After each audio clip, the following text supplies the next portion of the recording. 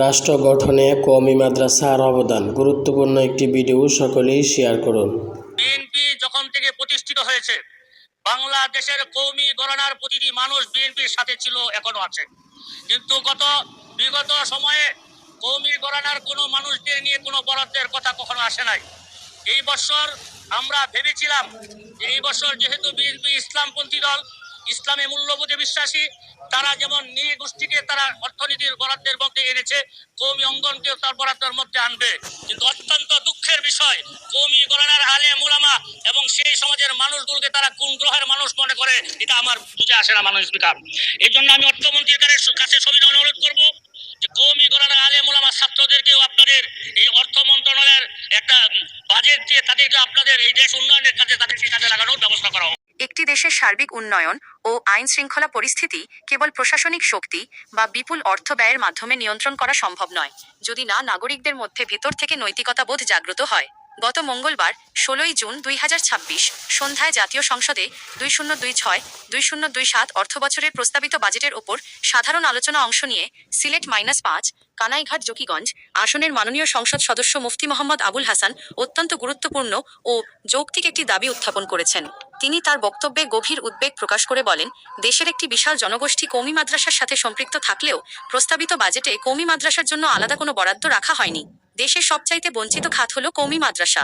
লাখ লাখ শিক্ষক ও শিক্ষার্থী সরকারি কোনো অনুদান ছাড়াই দিনাতিপাত করছেন, অথচ এই কওমি মাদ্রাসার ওলামা কেরামেরাই দেশ, রাষ্ট্র এবং সমাজের সবচাইতে বড় উপকার ও কল্যাণ বয়ে নিয়ে আসছেন। মাননীয় সংসদ সদস্যের এই বক্তব্য দেশের সচেতন মহলকে একটি মৌলিক বিষয়ে ভাবিয়ে তুলেছে, যে প্রতিষ্ঠানগুলো বছরের পর বছর ধরে রাষ্ট্রকে অপরাধমুক্ত সমাজ ও সুনাগরিক উপহার দিচ্ছে, তারা কেন রাষ্ট্রীয় তহবিল ও বাজেট থেকে সর্বদা বঞ্চিত থাকবে? প্রশাসনিক ব্যয় বনাম কওমি মাদ্রাসার অদৃশ্য অবদান। বাংলাদেশের অভ্যন্তরীণ নিরাপত্তা, দুর্নীতি দমন, চুরি ডাকাতি, ছিনতাই, রাহাজানি, ধর্ষণ ও মাদকমুক্ত সমাজ গড়ার লক্ষ্যে প্রতিবছর রাষ্ট্রীয় কোষাগার থেকে প্রশাসন, পুলিশ, র্যাব ও অন্যান্য আইন শৃঙ্খলা বাহিনীর পেছনে কোটি কোটি টাকা খরচ করা হয়। আইন প্রয়োগকারী সংস্থাগুলো অপরাধ ঘটার পর ব্যবস্থা নেয় বা শাস্তির ভয় দেখায়, কিন্তু আশ্চর্যের বিষয় হলো অপরাধীরা অনেক সময় প্রশাসনকে ভয় পায় না কিংবা আইনি ফাঁকফোকর ও অর্থের বিনিময়ে পার পেয়ে যায়। ঠিক এই জায়গাটায় কওমি মাদ্রাসার ওলামায়ে কেরাম সম্পূর্ণ বিনামূল্যে রাষ্ট্রের সবচেয়ে বড় কাজটি করে দিচ্ছেন। মসজিদের মিম্বার থেকে দিনী মাহফিল বা জুমার খুতবায় তারা কুরআন ও হাদিসের দলিল ভিত্তিক আলোচনার মাধ্যমে মানুষের অন্তরে আল্লাহর ভয় জাগ্রত করেন। তারা অপরাধকে অপরাধ হিসেবে চিহ্নিত করে তা থেকে দূরে থাকার এবং একজন ভালো মানুষ হওয়ার ফজিলত ও গুরুত্ব প্রতিনিয়ত বর্ণনা করেন। ওলামায়ে কেরামের এই ওয়াজ নসিহত ও সংস্পর্শে এসে মানুষ যখন ভেতর থেকে দিল থেকে ভালো হয়ে যায়, তখন সে আর কোনো অপরাধে জড়াতে পারে না। আল্লাহর কসম করে বলা যায়, কোনো প্রশাসন, পুলিশ বা সেনাবাহিনী কেবল শক্তি প্রয়োগ করে মানুষের অন্তরের পরিবর্তন ঘটিয়ে এমন সাচ্চা মানুষ তৈরি করতে পারবে না, যা কওমি মাদ্রাসার দিনই শিক্ষা পাচ্ছে।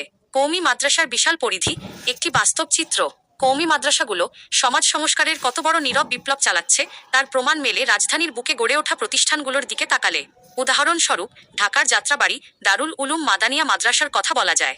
এই একটি মাত্র প্রতিষ্ঠানেই আনুমানিক 7 থেকে 8 হাজার ছাত্র সম্পূর্ণ দিনী পরিবেশে শিক্ষালাভ করছে। সারা দেশে এমন হাজারো মাদ্রাসা রয়েছে যেখানে লাখ লাখ শিক্ষার্থী ও শিক্ষক দিনরাত মানব কল্যাণে নিয়োজিত। এই বিশাল জনগোষ্ঠীকে রাষ্ট্র কোনো ধরনের আর্থিক সহায়তা বা বাজেট বরাদ্দ না দিলেও তারা দমে যাননি, বরং মানুষের দ্বারে দ্বারে সততা ও আলোর বাণী পৌঁছে দিচ্ছেন। দুর্নীতিমুক্ত অনন্য এক সমাজ গঠনে ভূমিকা। আজ দেশের বড় বড় আর্থিক কেলেঙ্কারি বা দুর্নীতির খতিয়ানের দিকে তাকালে দেখা যাবে কওমি মাদ্রাসার কোনো শিক্ষক বা ছাত্র দেশের বড় কোনো দুর্নীতির সাথে জড়িত নন।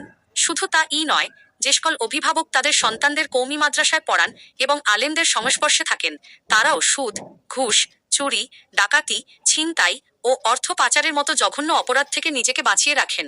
এ দেশের প্রায় 70% মানুষ এখনো যে সততা, নিষ্ঠা ও আমানতদারিতার সাথে জীবনযাপন করছে, তার পেছনে মূল চালিকা শক্তি হলো আলেম ওলামা ও কওমি মাদ্রাসার এই নৈতিক শিক্ষা। এই সৎ ও দেশপ্রেমিক মানুষগুলোই মূলত দেশের প্রকৃত সম্পদ এবং মানবতার প্রকৃত বন্ধু। বরাদ্দের যৌক্তিকতা এবং আমাদের জোরালো দাবি, যে প্রতিষ্ঠানগুলো রাষ্ট্রকে সৎ ও আদর্শ নাগরিক উপহার দিয়ে পরোক্ষভাবে প্রশাসনের ওপর থেকে অপরাধ দমনের চাপ ও আর্থিক খরচ কমিয়ে দিচ্ছে, তাদের সরকারি তহবিল থেকে বঞ্চিত রাখা কোনোভাবেই কাম্য হতে পারে না। কওমি মাদ্রাসার শিক্ষক ও ছাত্রদের সুখ দুঃখে রাষ্ট্রের পাশে থাকা এখন সময়ের দাবি। যদি আমরা সত্যি দেশকে একটি সত্যিকারের সোনার বাংলায় রূপান্তর করতে চাই এবং দেশ থেকে দুর্নীতি চিরতরে নির্মূল করতে চাই, তবে শুধু প্রশাসনিক শক্তি দিয়ে তা সম্ভব নয়। প্রশাসনকে সহায়তার পাশাপাশি সমাজকে ভেতর থেকে শুদ্ধ করতে কওমি ওলামায়ে কেরাম এবং কওমি মাদ্রাসা শিক্ষাকে যথার্থ মূল্যায়ন করতে হবে। আমাদের জোরালো দাবি, কওমি মাদ্রাসাগুলোর অবকাঠামোগত উন্নয়ন, শিক্ষক শিক্ষার্থীদের কল্যাণ এবং তাদের এই মহান সমাজ সংস্কারমূলক কাজের স্বীকৃতিস্বরূপ সরকারি বাজেট বা রাষ্ট্রীয় তহবিল থেকে নিয়মিত বরাদ্দের সুনির্দিষ্ট ব্যবস্থা করা হোক। কওমি মাদ্রাসাকে শক্তিশালী করার অর্থই হলো একটি দুর্নীতিমুক্ত, শান্তিময় ও নৈতিকতা সম্পন্ন ভবিষ্যৎ প্রজন্ম গড়ে তোলা। তবেই বাংলাদেশ বিশ্বের বুকে মাথা উঁচু করে দাঁড়াতে পারবে।